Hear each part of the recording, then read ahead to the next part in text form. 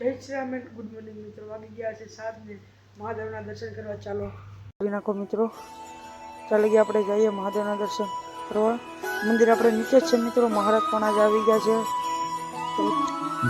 जय हो शंकरा आदिदेव शंकरा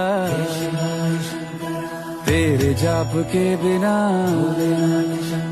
चले ये सांस किस तरह मेरा कर्म तू ही जाने क्या बुरा है क्या भला तेरे रास्ते पे मैं तो आंख मूंद के चला તો મિત્રો આપણે અહીંયા મિની બ્લોગ એન્ડ કરીએ છીએ. બધું તો તમને મિની બ્લોગમાં બતાવી ના શકું.